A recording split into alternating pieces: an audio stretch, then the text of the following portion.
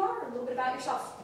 Yes, my name is Joe Klein. I'm a security professional. I've been in the field for almost 30 years. I've played multiple roles. I've been a chief security officer, but I've also been a defender, the guy running the firewalls, the IDSs, dealing with incidents, forensics, those kind of issues. But then on the other side, I've also played the role of penetration tester, which is people doing testing, if you want to call it hacker.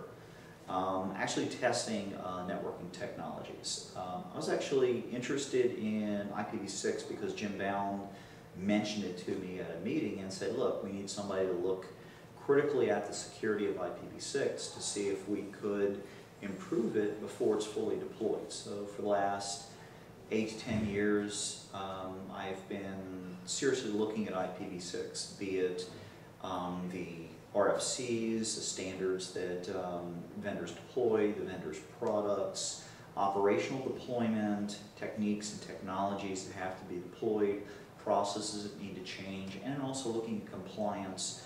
Things like, does IPv6 really match the current compliance for this particular NIST or Sarbanes-Oxley or privacy requirements? So I spent a lot of time thinking about those, mapping those to particular solution sets.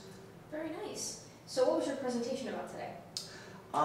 Really it was to understand IPv6 security and to really not go in expecting that everything was perfect, because you can't go into a technology expecting kind of or dealing with it from a Pollyanna standpoint. You need to really look at the security components, because really that not implementing IPv6 correctly impacts your organization, your home, whoever you're trying to protect with your security mechanisms.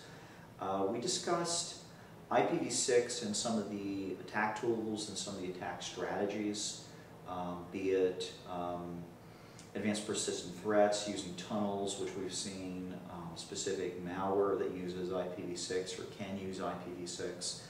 We've also discussed the last 10 years of attacks against IPv6. A lot of people aren't aware that we've seen attacks against IPv6 enabled devices since 2001.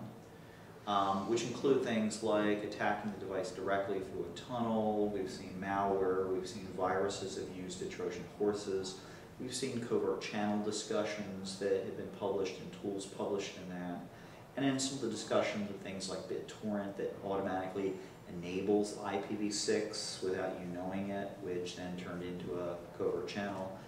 And then attacks against cell phone devices using IPv6, where the vendor did a very nice job securing the IPv4 infrastructure, but totally ignored the IPv6 infrastructure all the way to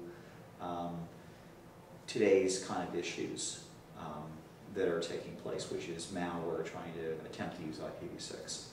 Interesting. So do you have any advice for future implementers of IPv6? Yes.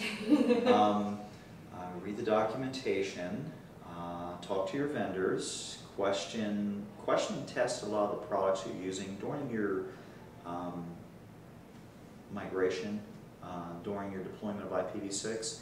I'd suggest that you take a look actually at the video that Jeremy Duncan does, specifically on the testing of your products. Go through and test those products. Use some of the tools, use some of the methodologies he discusses.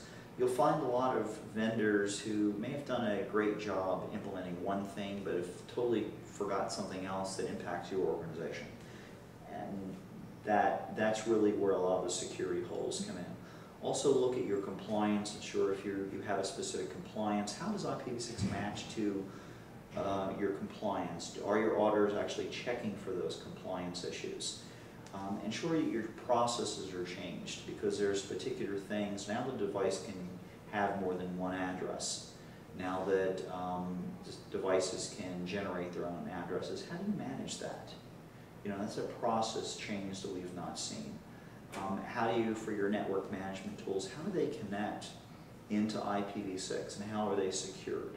So it's really rethinking your process and thinking outside the IPv4 box to find those things that you need to implement within your organization. And also review a lot of your custom applications, scripts. What you'll find a lot of times, you'll find static IP addresses. You'll find assumptions that are IPv4 assumptions, address size, security methods, those kind of things. You really want to rethink that, review those techniques so you can successfully implement dual stack and eventually native IPv6. Wonderful. Well, thank you very much.